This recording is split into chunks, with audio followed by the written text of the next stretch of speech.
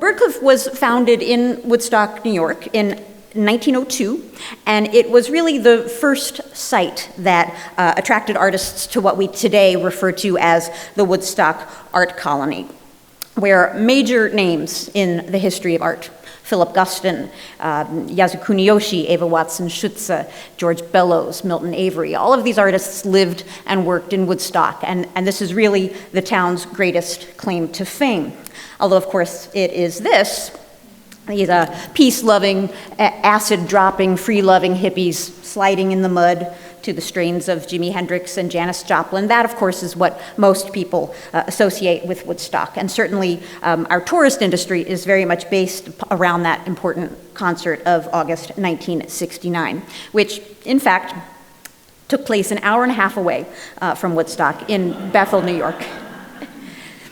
So long before 1969, Woodstock was culturally significant and certainly a great magnet for artists, as was the greater Hudson Valley, with as early as 1825, artists of the so-called Hudson River School, Thomas Cole, Asher B. Durand, all came to the area to paint the glorious landscape. And it wasn't just about the Hudson River, it was also the Catskill Mountains, which are certainly small as mountains go. They max out at around 4,000 feet, but they are beautiful and eminently paintable. So there is a huge, indeed a dominating landscape painting tradition that endures to the present day in Woodstock. So after Byrdcliffe's founding, another important draw for artists to Woodstock was the Art Students League, which was founded in New York City as an art academy in 1875. In 1906, they established a summer art school in Woodstock, which was led by landscape painter Burge Harrison. And that brought about 200 artists to Woodstock each summer, who told two friends, who told two friends, and so on. And so the tagline at the Woodstock Byrdcliffe Guild is, "It all started here and continues today," because of all this artistic migration to Woodstock, which really originated with Byrdcliffe. So back to 1902. Byrdcliffe was founded as a utopian arts and crafts colony in 1902 by Englishman Ralph Radcliffe Whitehead and his American wife, Jane Bird McCall. Ralph was the son of a wealthy industrialist who made his fortune in piano felts, and Jane was a Philadelphia socialite who also was a painter and attended the Académie Julienne in Paris. The name Byrdcliffe is a compound of their middle names. The Whiteheads' plan for Byrdcliffe was a community of artists, where artists could live and work in idyllic, natural surroundings, living simple lives, creating hand-wrought furniture and ceramics and textiles and other crafts.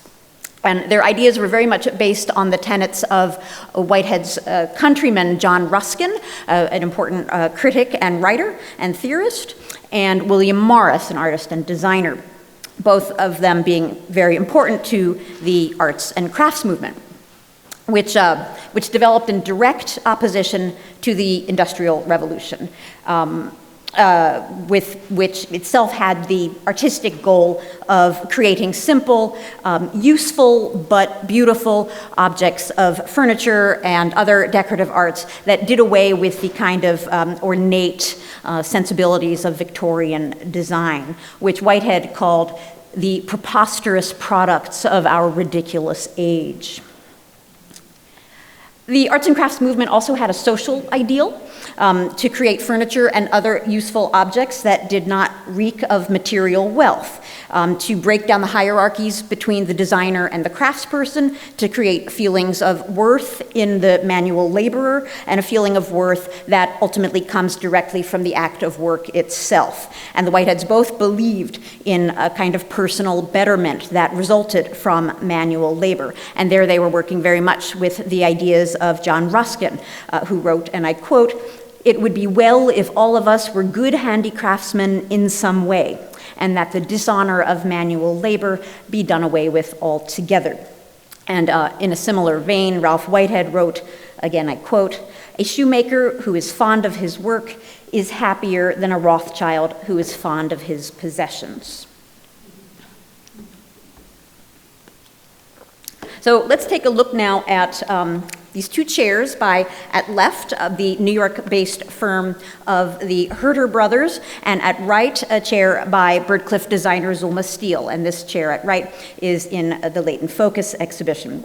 And this is a good illustration of what arts and crafts proponents considered, on the left, the excessive taste of the rich, and on the right, the honest simplicity of arts and crafts furniture. And using the Zulma Steele chair, we can think about arts and crafts design with a few basic elements in mind, with number one being economy of craftsmanship. This is key to arts and crafts design. Using predominantly rectangular and square forms, you'll absolutely never see any turnings on arts and crafts furniture, the way these very elaborate legs or the intricately turned stiles on the Herter chair. Minimal color or varnish is also an important feature of arts and crafts furniture, and also very limited decorative woodworking, such as the elaborate inlays or finials, or these cutouts that you see on the Herter furniture. Which, in addition to being considered extravagant or garish, were quite simply impractical. They gathered dust, requiring regular tending to, requiring the presence of cleaning staff, which in and of itself then pointed up the exclusivity of this kind of furniture, whereas arts and crafts design, it was, if you will, self-cleaning, and it was intended to be affordable to the middle-class consumer.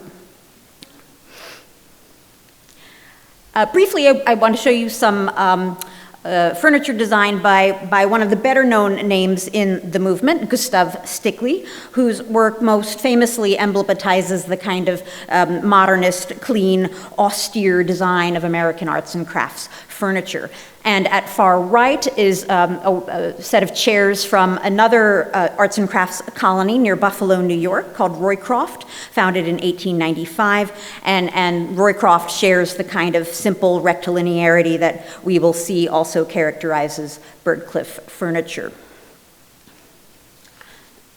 So Ralph and Jane got married in 1892 after having met sometime in the 1880s while the two of them were traveling independently throughout Europe.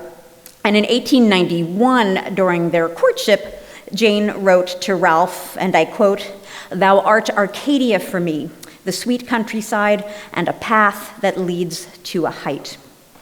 And I used part of that sweet sentiment for my title because it very much evokes how Ralph and Jane's romance was founded in living out a kind of Arcadian dream. And their love letters, as well as a book by Ralph Whitehead called Grass of the Desert, those all detail their plans to create an idyllic colony like Byrdcliffe.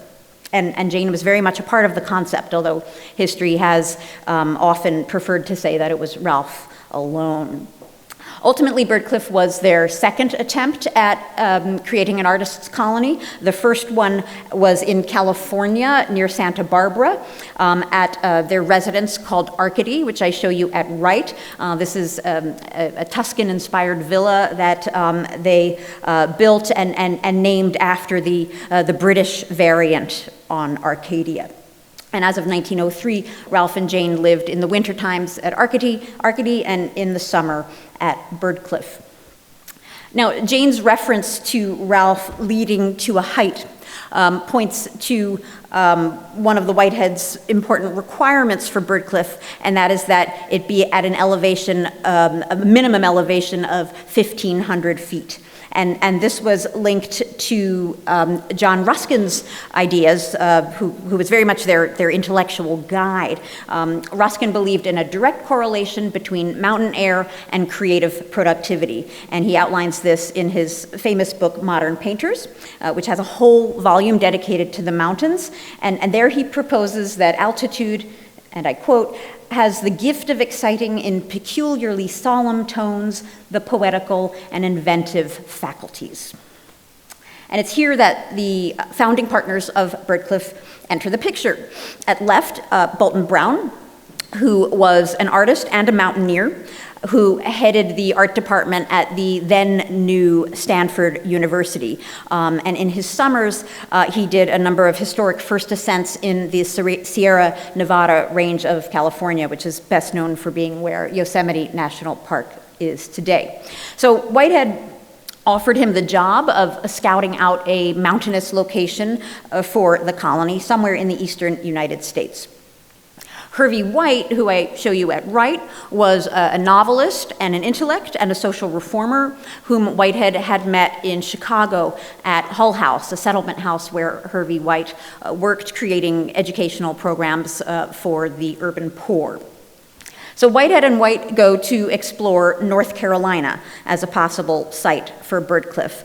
Bolton Brown is determined that it will be in upstate New York because he feels that it needs to be somewhere near an urban center like New York City so that artists can have access to museums, and also because this would give greater commercial visibility to the productions of the colony. So off Bolton Brown goes to the Catskills, where he bushwhacks for 3 weeks until from atop Mount Overlook he spots the site that he believes should be Byrdcliffe. He calls in Whitehead and White for approval, and then with Whitehead's money, he sets about the somewhat difficult task of buying out all the farmers in the region.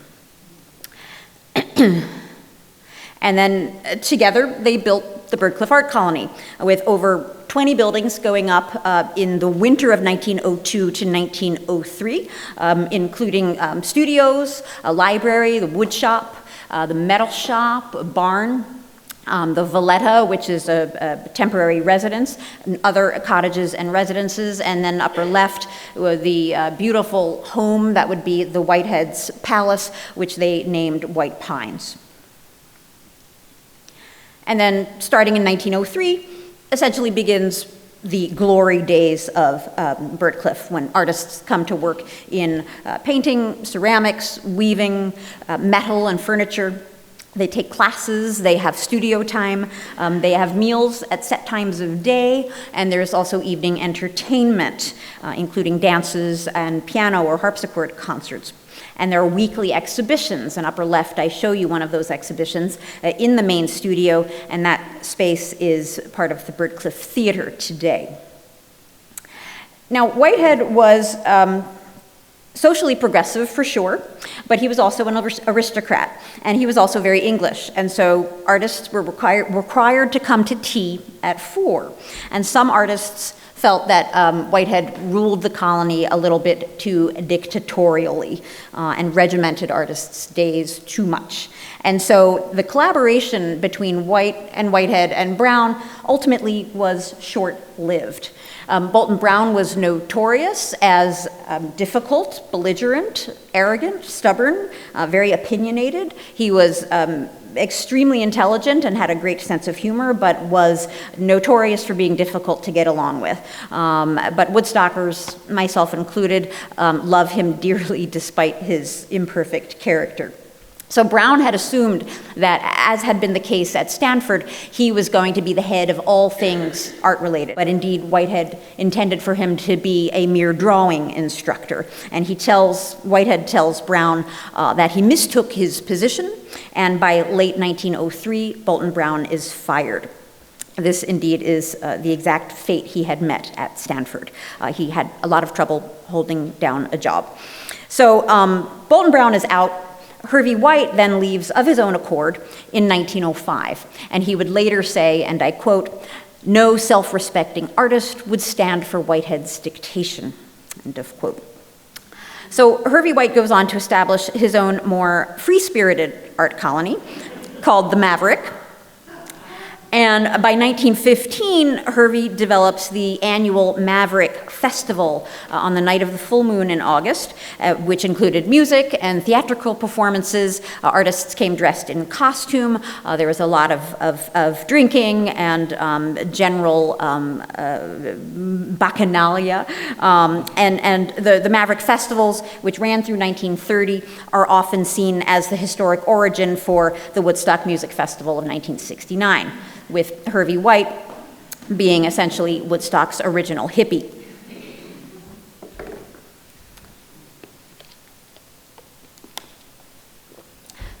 So let's turn now to some furniture made at Byrdcliffe. And these are some examples from the Layton Focus exhibition here at the Milwaukee Art Museum. At left is an exquisite Byrdcliffe chest, which I was delighted to see for the first time in person today after many years of seeing it reproduced in books.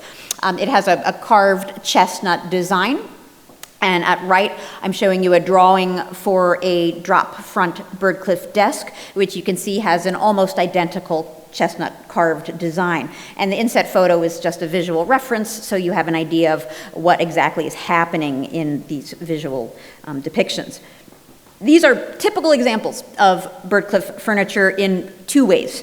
Number one, the very clean rectilinear designs with these blocky square feet, nothing turned. It's all very minimalist and understated from the perspective of woodworking, with only occasional very modest curves, such as you see on the underside of the desk. But most Byrdcliffe furniture has primarily straight lines on it. And these extremes of simplicity are part of the economy of craftsmanship that I referenced earlier as being key to the arts and crafts aesthetic.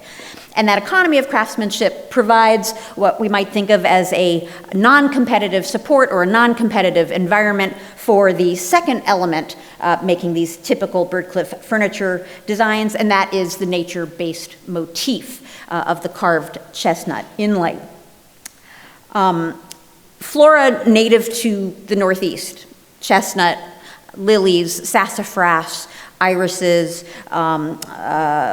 woodbine is another big one, we'll see some of that in a moment, is the main source material for what we can call the distinctly pictorial aspect of Byrdcliffe furniture, and what really sets it apart from other arts and crafts furniture, which, as you saw in the case of the Stickley and Roycroft examples that I showed, has a kind of elegant austerity devoid of decoration.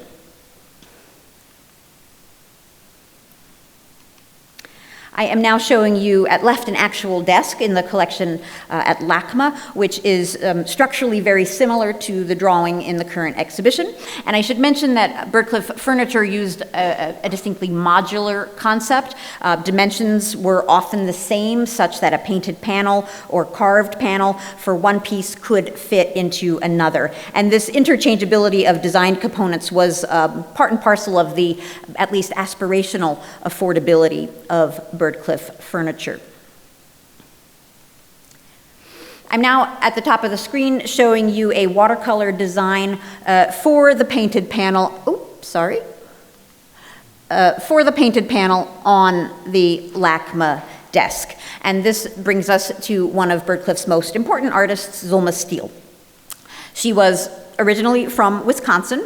She studied at the Art Institute of Chicago, and then she studied in New York City at Pratt with a well-known painter and printmaker, Arthur Wesley Dow, before then becoming one of the first artists to come to Byrdcliffe when it opened its doors in the summer of 1903.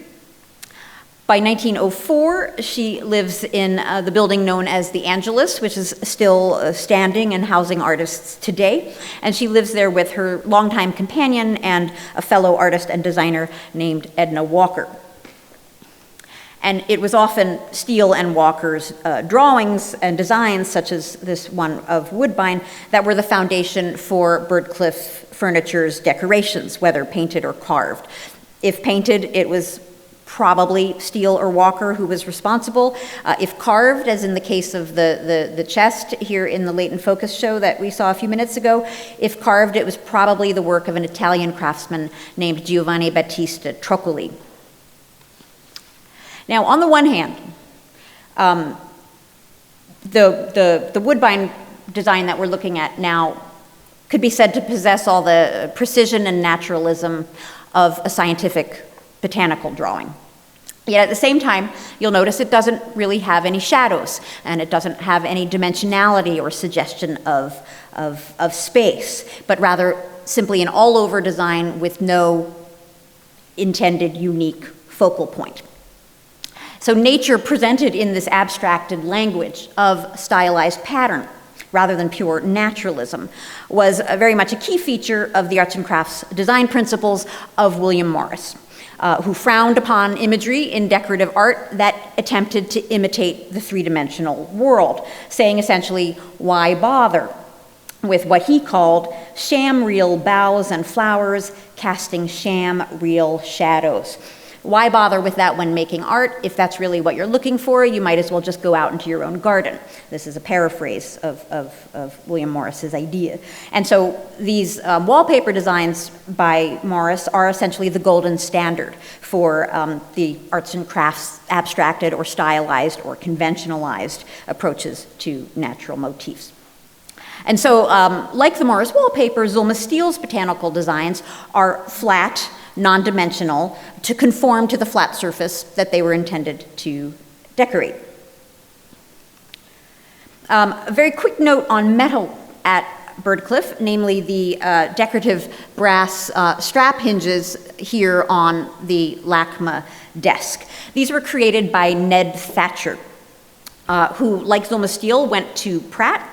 He was at Byrdcliffe in 1903 and 1904. Now, Byrdcliffe had a well-equipped metal shop, which I show you upper right, but the metal program never really took off, and not a great deal of metal was actually produced at Byrdcliffe, although the organization does today have a very strong metal program. And so most of the hardware on Byrdcliffe furniture, including the drawer pulls that you see on the LACMA desk and all of the drawer pulls in any of the furniture pieces that I've shown today. These are mostly from a commercial manufacturer in Reading, Pennsylvania. And it's certainly possible that some purists might look upon this as Byrdcliffe's dirty little secret, but it's really just a reality of creative ideals not always being fully attainable. And indeed, a lot of American arts and crafts furniture in the end was mass-produced. So Steele and Walker were regulars at Byrdcliffe, staying there until at least the early 1920s.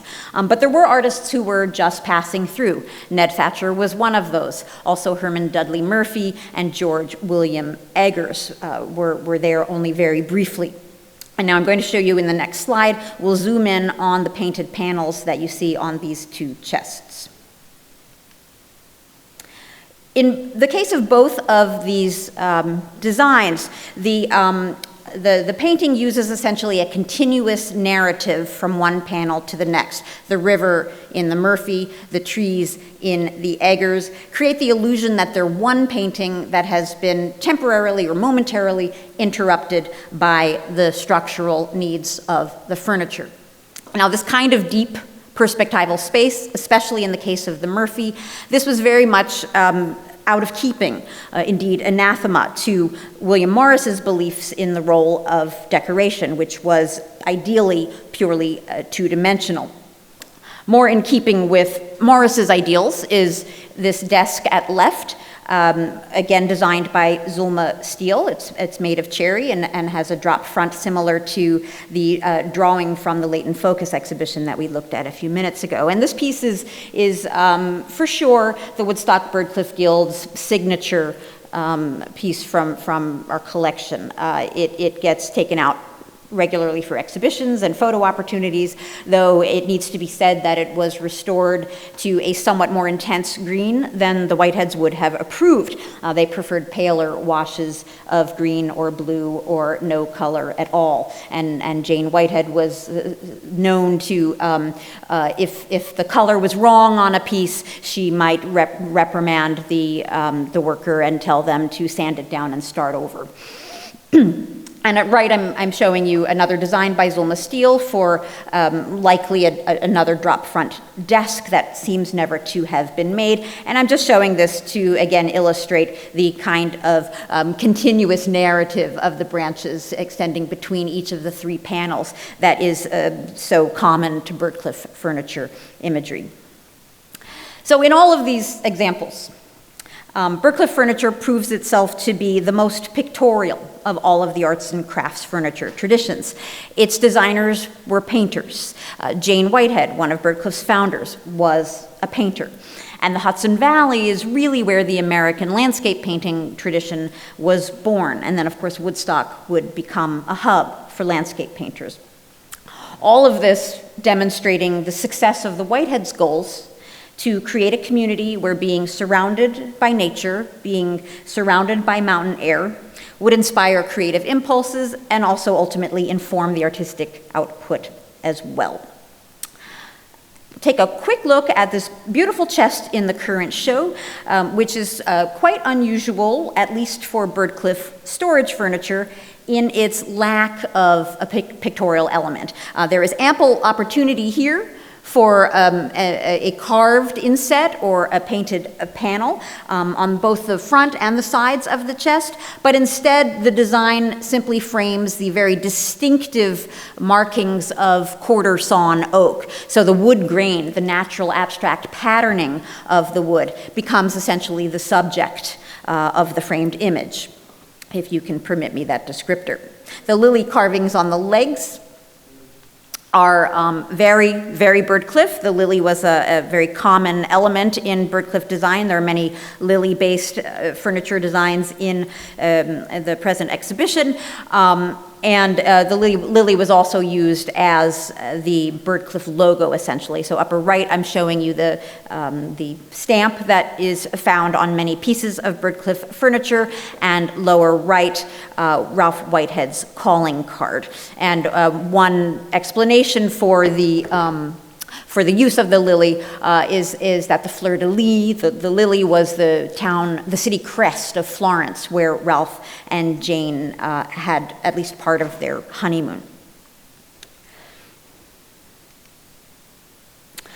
Ultimately, only an estimated 50 furniture pieces were made at Byrdcliffe between 1903 and 1905.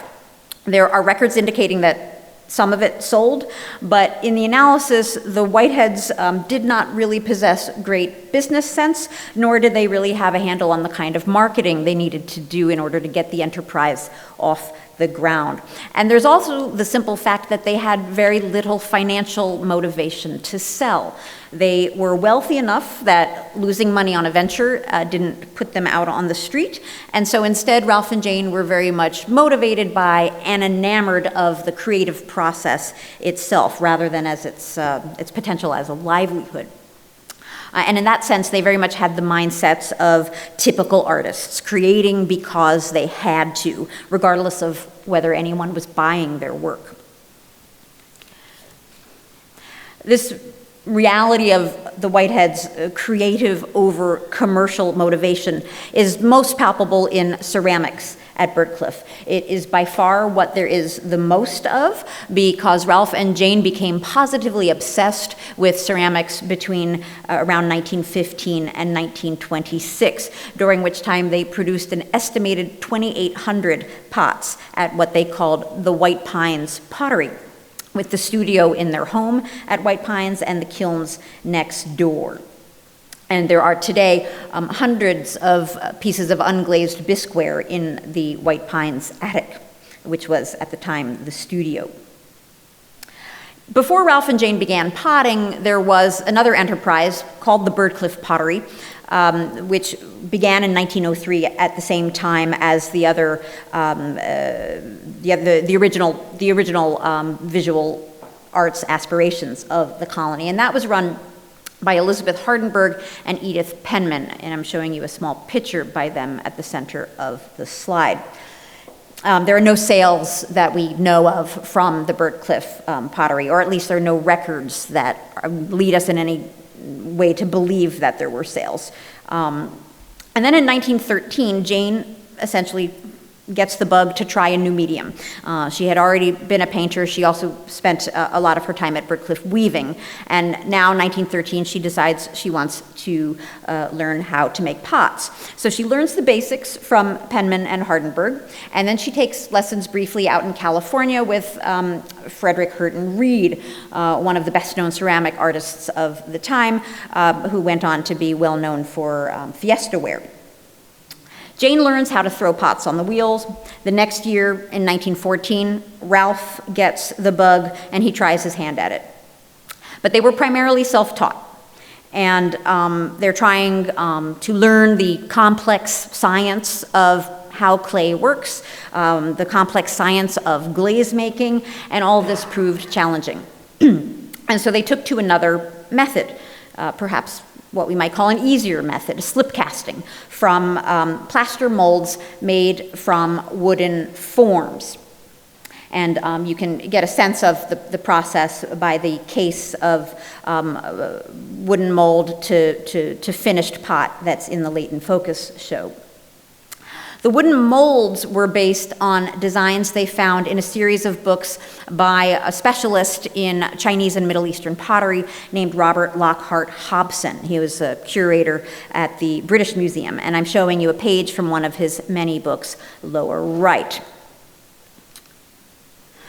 The eucalyptus was a favorite motif linked to Jane's nostalgia for California. Eucalyptus is abundant in California, as it is in Australia, and it is now, I guess, considered one of the major culprits in the spread of wildfires. But at the time, it was something that had perhaps a less pernicious presence, and indeed all designs on white pines pots are indeed eucalyptus. So imagine there are 2,800 some pots. I don't have the stats on how many are decorated and how many are not, but whether painted or modeled in relief, as is the case in the pot at left that's in the present show, it's eucalyptus over and over again. And that repetitive design feature might be a matter of Jane having perhaps been creating a brand, but it also seems to be related to the simple fact of pleasure in work that was so foundational to the Byrdcliffe colony's founding, with drawing or painting eucalyptus over and over again being something of a physical meditation. Jane would write to one of their sons, I spent all morning doing pots up in the workroom. It is good to have a comfortable house and some handwork. I ask nothing better. So this was her motivation and perhaps even her consolation, this joy in handwork, which is part and parcel of her and Ralph's belief in the sanctity of manual work.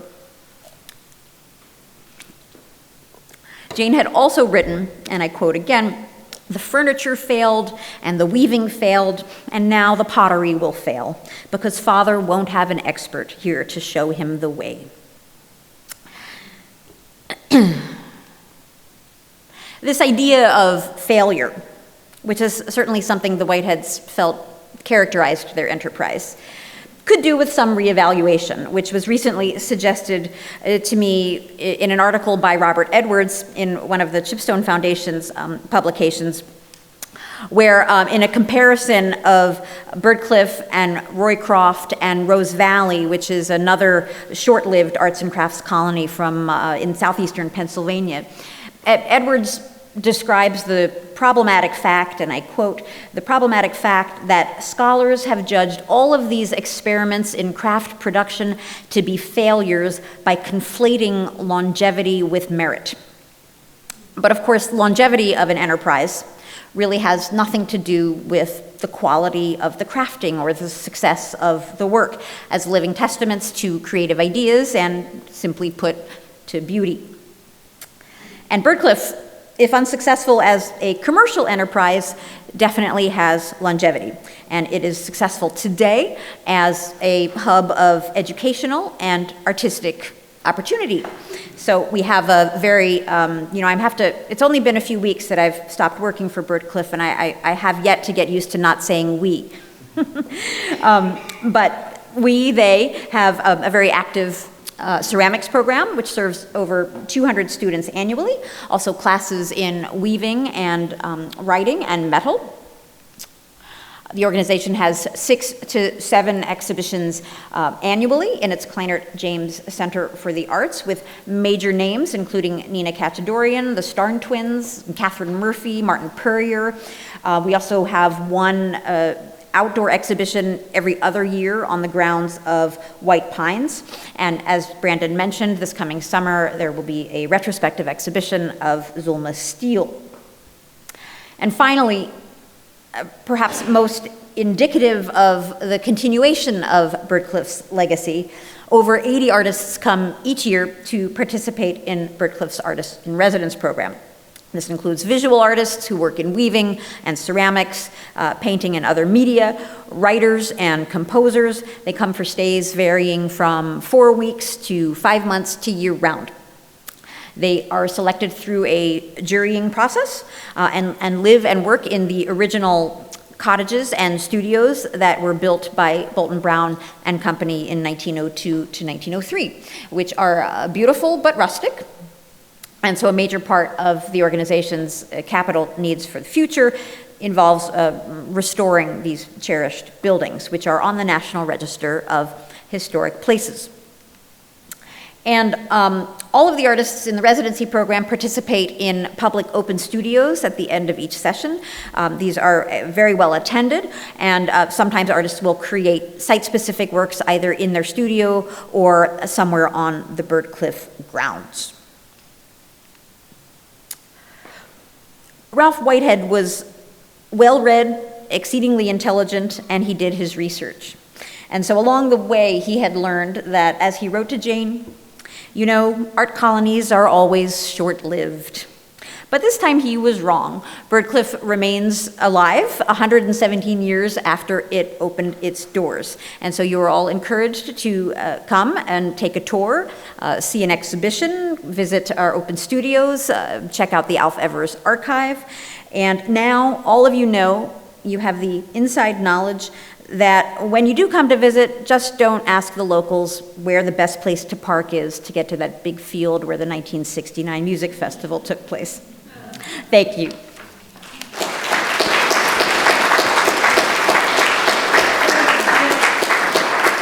I am happy now to invite Henry Ford up to the podium. As Brandon mentioned, Henry has been a long-time board member at the Woodstock Byrdcliffe Guild.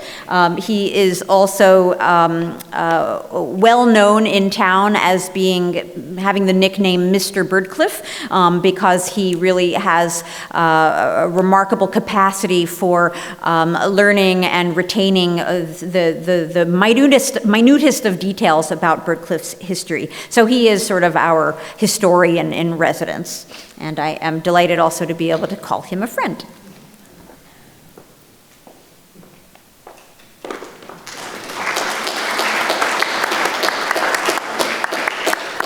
Thank you, Derin. I don't know what more I could add, but I will. Ralph and Jane, I've been accused of channeling them every day in situations have to be made for the board and our stewardship of the colony. It would be, well, what would Ralph and Jane do? So interestingly enough, part of my not only being Mr. Byrdcliffe, 20 some odd years ago, our former late ED said, after a tour of the colony and a busy day, she said, you really should be on the board. And I said, what can I offer Byrdcliffe?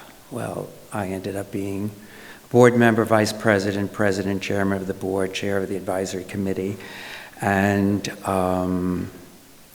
if the gossip and rumor mill in the nonprofit world in Woodstock, my emeritus status will be granted to me soon, and a surprise. But the one honor that I treasure the most is just to be in love with Byrdcliffe and be Mr. Byrdcliffe. Ralph and Jane, they shared a vision. Ralph, wealthy Brit, Victorian. Jane, American, Philadelphia. Her father was mayor of Philadelphia. She was a painter. Their family friends were the Cassattes. She was very well connected. Very, very different than you would think that these two people would come together. A little backstory is that Ralph and Jane met because Jane was in Europe with her mother and her sister. Both Jane and her sister Gertrude were not married. And in the 1890s, the 1% of America went to Europe to find themselves a poor but titled European. Well, they went and she found a Brit wealthy, but he had, as Derin said before, a little Byrdcliffe secret. He also had a wife, so it was not so easy. That was taken care of, and they was moved along, and he spent a year in Europe to get his divorce, because that's what you just did. You didn't bring embarrassment on the family by going through a divorce. They were, as Derin also said, they were married in 1892, and they immediately moved out to California. When I give tours of the colony, and you did see one slide of the loggia at Arcadia in California, they were going to return to nature. Well, 26 rooms, 150 acres, and Montecito overlooking the Pacific Ocean is not really returning to nature. But they lived there for a few years, but not happy, really, really not happy. And through Jane Addams of Hull House, that's when the two other partners became involved with Bolton and Hervey. Mr. Whitehead, the aristocratic Brit who brought the first artists to Woodstock and who had pots and pots of money, he didn't really have Hervey's soul. Hervey's soul is what infused the Woodstock community at large. Ironically, to this day, Hervey is remembered because he founded the Maverick festivals and the Maverick Colony. Ralph because of Byrdcliffe. The two of them very, very different. Hervey was as Derin said, was a poet. Excuse me, was a poet. But the one thing that he was most proud of, that he was a Kansas farm boy who made it good, and he graduated from Harvard. But it was the Kansas farm boy that he was most proud of. But I'm getting a little ahead of myself. Bolton was sent, as you heard, Bolton was sent to New York to find a place for a colony.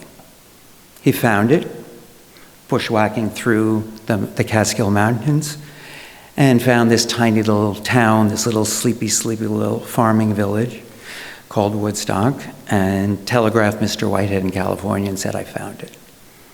Well, again, another one of Byrdcliffe's little stories. It wasn't pretty what they did, buying up 7 farms and 1,200 acres, because unfortunately at that time, farmers did not make a lot of money, and they were heavily mortgaged, and Mr. Whitehead had plenty of money to buy them out. He redeemed himself in the colony because after the farms were all bought, he hired the whole town of Woodstock to build his colony. Mr. Whitehead spent $500,000 in 1902 to fulfill his vision. Today, I just checked today to see what it is. It's about $15 million is what he spent of his own fortune. That's a vision. And when you have that kind of money, you can make your vision a reality. Unfortunately, history kind of leaves Jane out of it. It's always about these 3 men who founded Byrdcliffe. But Jane's energy, soul, her artistic, her eye, also her very dogmatic manner about artists should show up after tea and then we would do Morris dances on the lawn. She dressed in long flowing, as in that picture, she was a pre-Raphaelite. She dressed in long gowns. Ralph and Jane, as Derin talked about earlier, always felt that they were on the edge of failure. Certainly they were Victorian in that they would take to their beds, not together, separately, and be depressed for days. There's medication for that today, but in those days they didn't. He also displeased Jane many times, and Jane would leave and go to California, so they were separate. But they always were joined by the philosophy. For me, Jane and Ralph's life was straight out of Edith Wharton and Henry James. Their life could fit right into a character in there. They also, the one craft that they shared was, interestingly enough, was ceramics. Today, as you saw the picture of Rich Conti, it's not there, no. Rich Conti, he is our director of our ceramics program, and it is the one, we have 200 people come through taking classes in ceramics. That's continuing the legacy and the tradition of the Whiteheads. It's still going on. 117, well, in that time, it would be 111 years, I guess, if I do my math right. 111 years later, we're still doing ceramics at Byrdcliffe. Unfortunately, tragedy hit the Whiteheads at the end of 1928, and then again in the January of 1929, when their oldest son, the fair-haired boy Ralph Jr., went down in a ship off the coast of South America. And Ralph joined him, leaving this world in January of 1929, leaving Jane, bereft, and the second son, Peter, to fend for themselves. We all know what happened in 1929. The world changed dramatically, money was lost, and the colony was slowly sold off. The wonderful house in California was sold, and Jane left White Pines, which was their home, and moved to a smaller cottage and left the house to Peter. Peter followed in his father's footsteps, followed in their legacy. He continued bringing artists and then just good family friends, and then just plain boarders into the colony to have an income, an economic stream. The 1,200 acres was reduced to 600 acres by selling off the properties to like-minded people, but they needed money to live. Jane died a very old woman in her late 90s, in the 50s. Peter then continuing his parents' legacy. During that time, the people who had spent a short time or a long time at the colony, Derin mentioned Zulma Steele, who came to Byrdcliffe in 1903 and married in 1926 to actually the father of the American insurance business, Nielsen Parker. And she left the colony, but she settled in Woodstock. In 1939, Zulma, along with a group of other women, founded the Woodstock Guild of Craftsmen because they felt the other arts organizations in town, which had all come from artists that had been Byrdcliffe, came to the top of the mountain to Byrdcliffe, and then they came down the mountain and started forming organizations and colonies of their own. But it was Byrdcliffe that was the catalyst. So in 1939, the Woodstock Guild of Craftsmen was formed with Zulma Steele as its first chairperson. Hence the honor that we're going to be giving her next year. When I first came, I digress a little bit, when I first came on the board and first moved to Woodstock almost 30 years ago, my house that I built is on land that belonged to Zulma Steele. So I was in love with Zulma Steele. The first Woodstock painting I bought was a Zulma Steele painting, and I've been collecting ever since. And this summer is going to be a dream for me, because finally my dream is realized that we're going to honor Zulma as she needs to be honored. So 1939, Woodstock Guild of Craftsmen. Peter died in 1975. I don't know who it was, we don't really know who it was, but somebody convinced him that he should leave what's left of Byrdcliffe to the Woodstock Guild of Craftsmen. It came full circle, it came home. Zulma was president, and the colony came back home. Very, very important. Today, of course, we're the Woodstock Byrdcliffe Guild. We continue the Whiteheads' legacy today by continuing the traditions and the crafts that they practiced. We have a weaving program. There was no, it's not there either. There was a slide of the loom room. We give classes in weaving in the loom room, where in 1910 weaving was started. We touched briefly on metalwork. The forge is still standing. The forge is rented. to a year-round AIR, and the bellows are still up in the ceiling. The legacy is still there. Along with ceramics, along with weaving, we have a jewelry program and metalwork program. So all of these crafts are still there. Derin used our buzz line, that our byline, whatever you want to call it, that it all started here and it continues today. As far as failure, 117 years later, we're still here. There's many quotes that I can attribute to Mr. Whitehead. Probably the one that is the most telling about where they suffered from self-doubts was in 1910. The colony was just coming off its heyday. It really only lasted for 10 years in its glory days.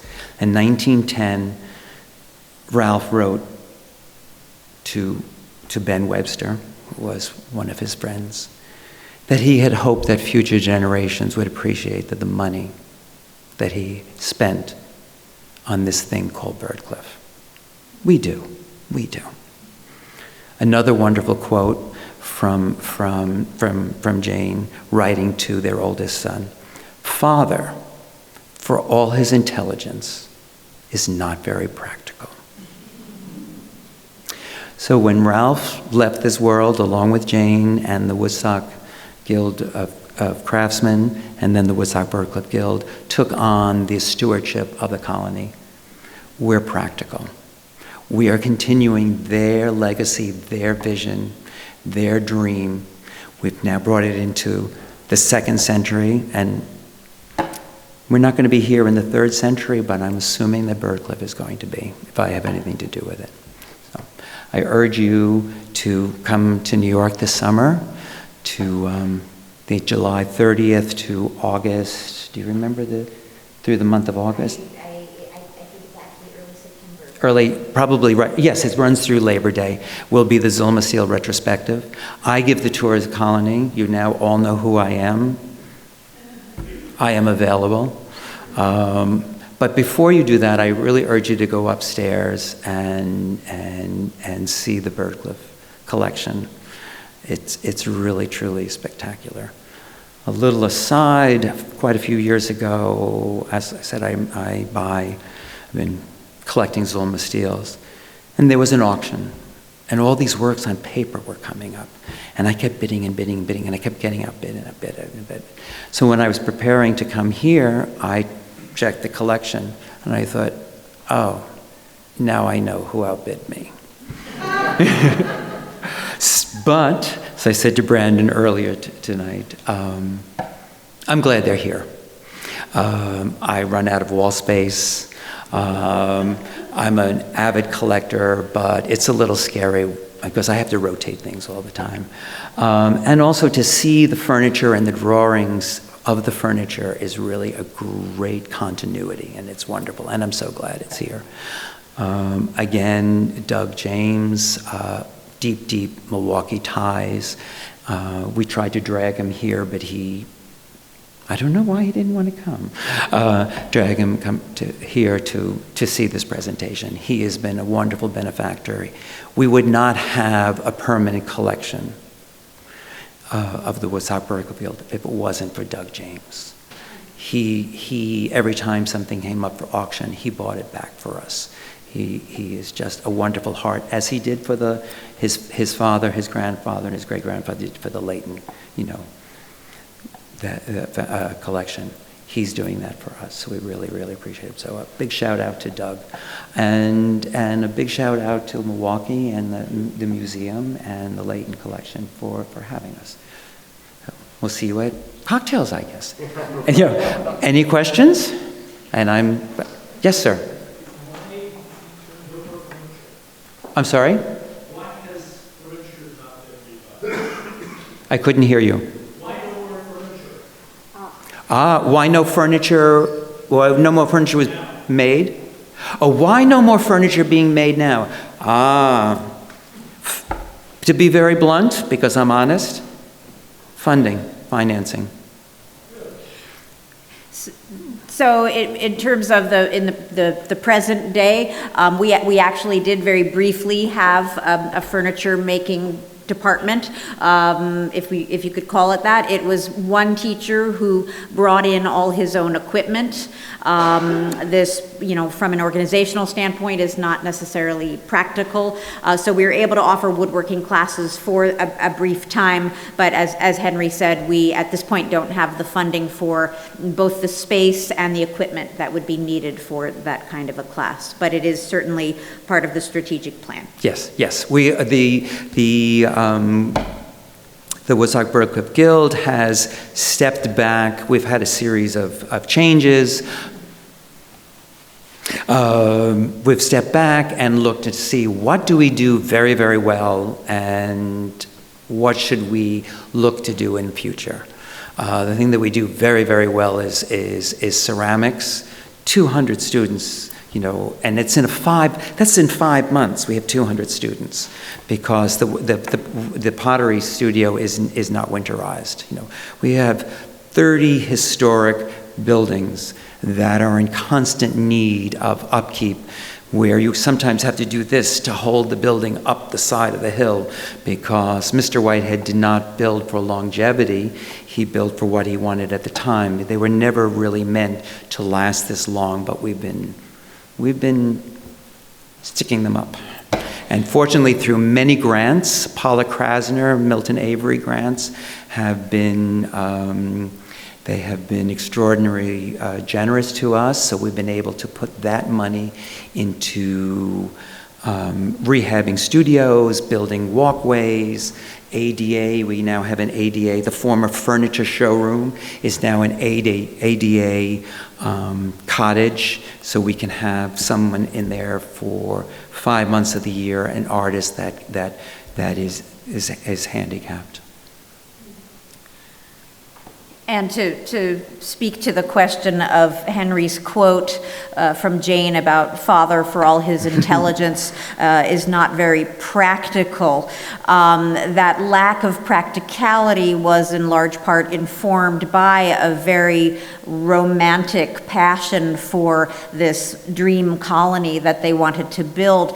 And so these 30 plus buildings went up in the winter time between 1902 and 1903. In other words, the anxiousness to live out this dream was so keen that they couldn't even wait until better weather. And so Bolton Brown, his crew was out there building in the snow, wearing oilcloth construction suits, essentially, digging practically frozen ground, because that's how much Ralph and Jane needed to do it now.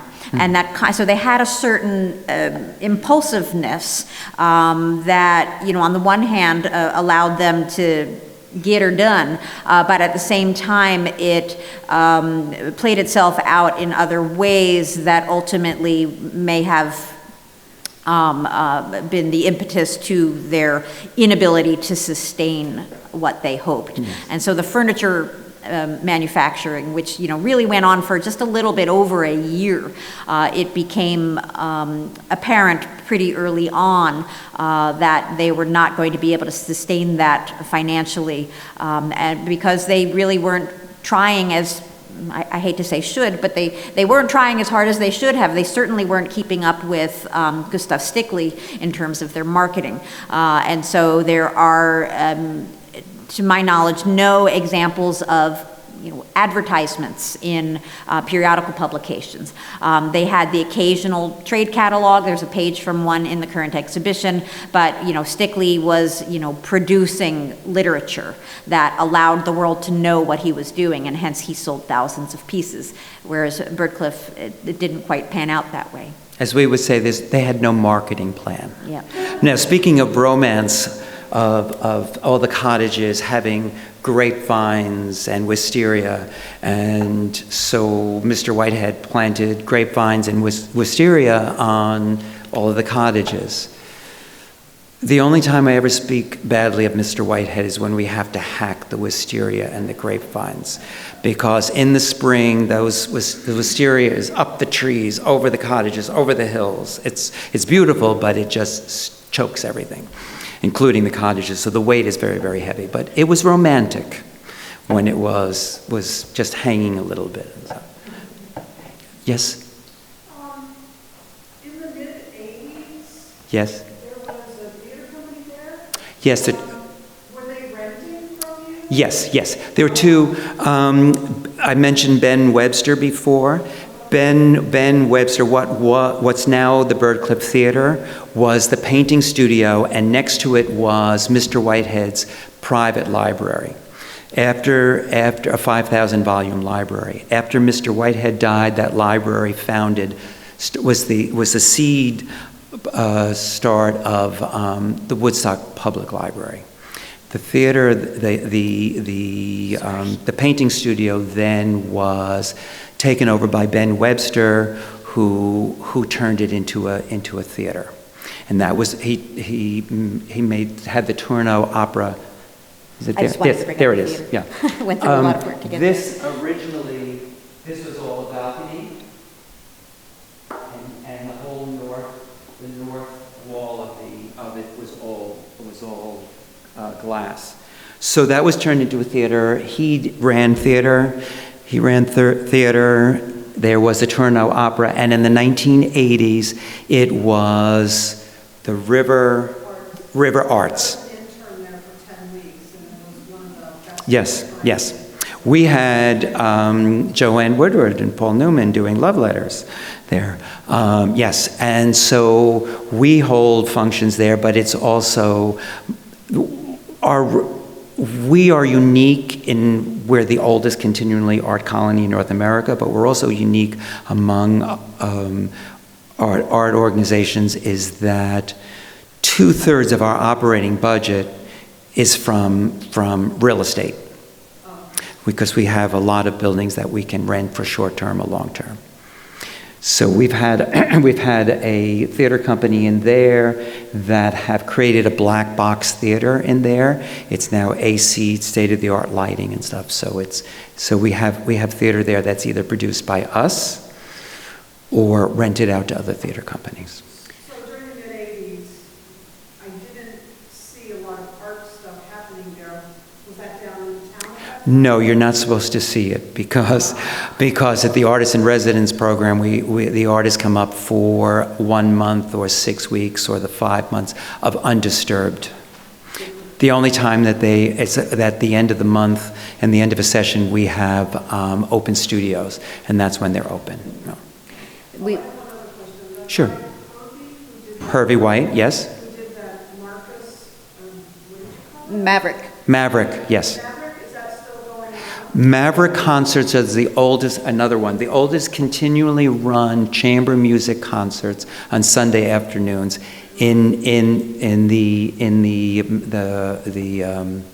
Maverick Music Hall. Maverick was very, very different than Byrdcliffe because the buildings were barely buildings and they had no water, and the 1915 Maverick Festival came about because they needed to raise money for a well, to dig a well.